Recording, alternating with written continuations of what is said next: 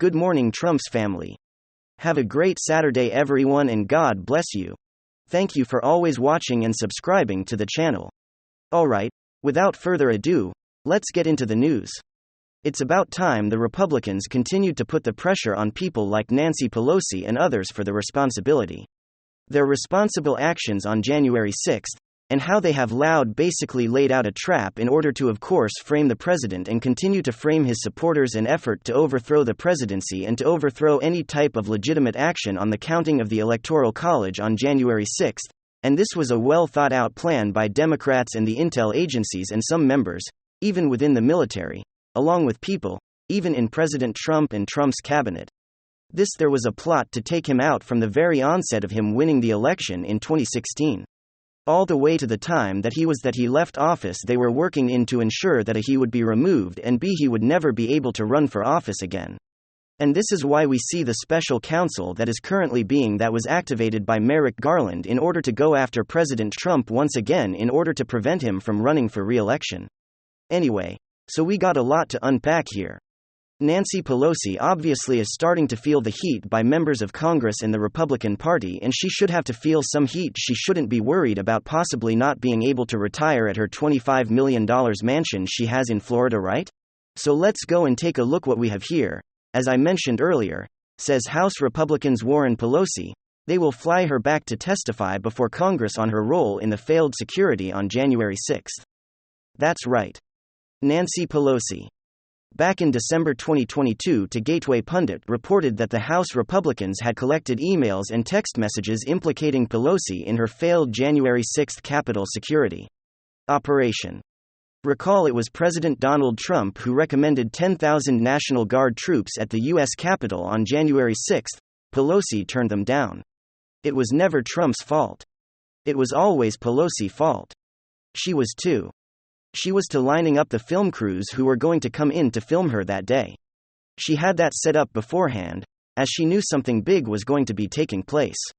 The News reported that House Republicans gathered a trove of text and email messages showing that House Speaker Nancy Pelosi's office was directly involved in the creation and editing of the Capitol security plan that failed during the January 6, 2021 riot, and that security officials later declared they had been denied again and again the resources needed to protect one of the nation's most important homes of democracy.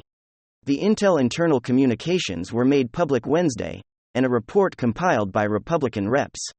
Rodney Davis, Jim Banks, Troy Niels, Jim Jordan, Kelly Armstrong that encompasses the result of months of investigations that they did have the evidence that had been ignored by Democrat-led January 6 committee, the lawmakers who authorized the House Minority Leader Kevin McCarthy to do their own probe.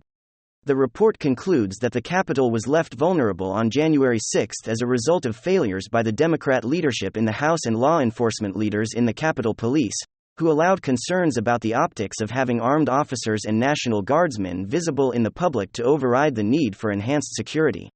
Leadership and the law enforcement failures within the U.S. Capitol left a complex vulnerable on January 6, 2021. Democrat-led investigation. The House of Representatives, however, has disregarded those institutional failings that exposed to Capitol to violence that day. It concluded Nancy Pelosi may finally be held to accountable for the Castro traffic, Capitol security failures of January 6.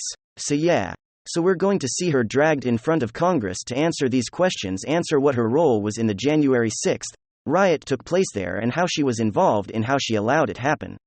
By scaling back security, make sure she had her own film crew there to ensure that they got good video of everything they needed in order to pursue the president again. All of it was an inside job. And then some significant news.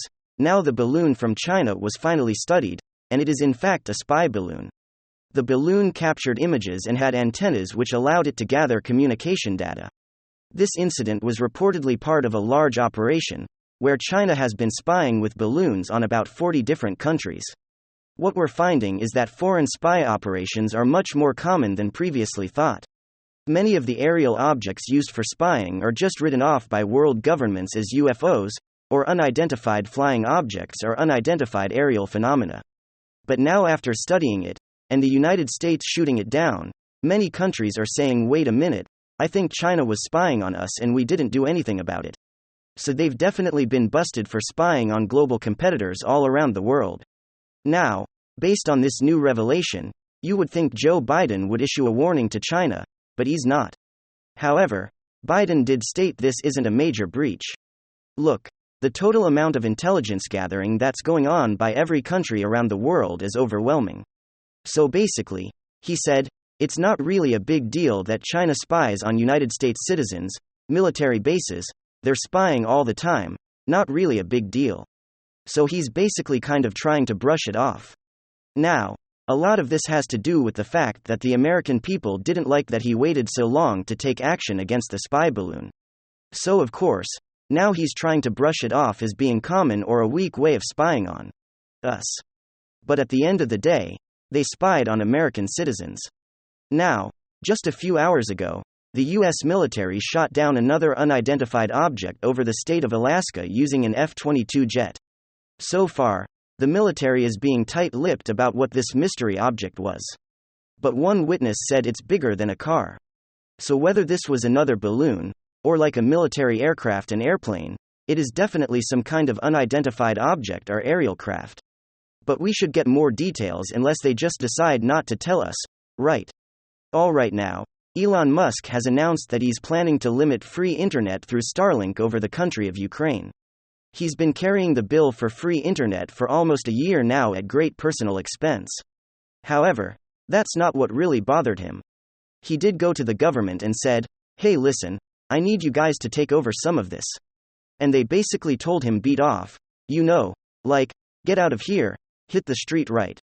Now, the thing that's really bothering him is Musk doesn't want his own self or his company to be associated with war crimes or with murder. And since learning how this free internet is now mostly being used by the Ukrainian military, so Musk is saying let's Starlink is not in the business of murder and war. However, Ukraine immediately took to the internet to shame Elon Musk, saying this isn't about your business being a part of murder and war. It's about providing us the ability to defend ourselves from murder and war. With that said, Starlink has made a public statement that they will limit the military drone use but will allow free internet to continue so that families can communicate via Starlink. But a spokesman from Starlink said, listen, Starlink was never meant to be weaponized for war. So they're still going to allow it, but basically on a limited basis. Okay, now speaking of Ukraine and Vladimir Putin, sadly, the Russian Federation Army has once again slammed Ukraine with missile attacks. Zelensky says this is Putin's revenge now for trying to secure jets for the war, and worries that Russia is about to turn on massive attacks against Ukraine. And I don't think that he's wrong. Obviously, Putin doesn't want jets coming in and tanks coming in.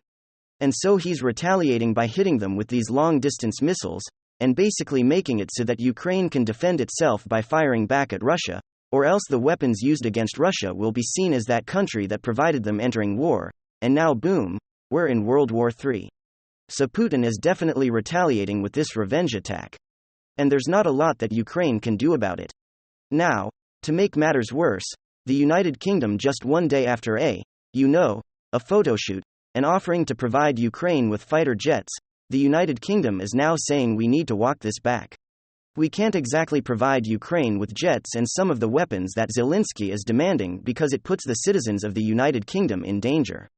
And they say they're going to have to give more thought to which weapons and whether they will give these fighter jets or not.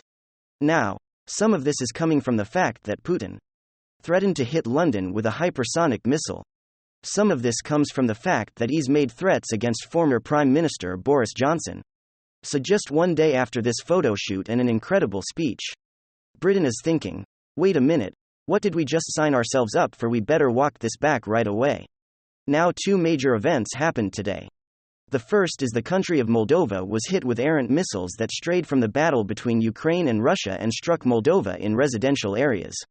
Now, this is how World War III could be started, would be some kind of errant missile. Now remember, when an errant missile was just launched into Belarus on accident, and Ukraine tried to blame Russia and Russia said no way. This is Ukraine, and it did end up being Ukraine. This is how something gets started, right? Like boom, there's an accident. And next thing you know, we're at war. The second is the Prime Minister of Moldova has stated that she is stepping down. She is saying I am not the right person to run the country right now. So Moldova is recognizing the seriousness of this becoming a multi-country war. And she does not want to be the leader if it comes to that. So she's stepping down.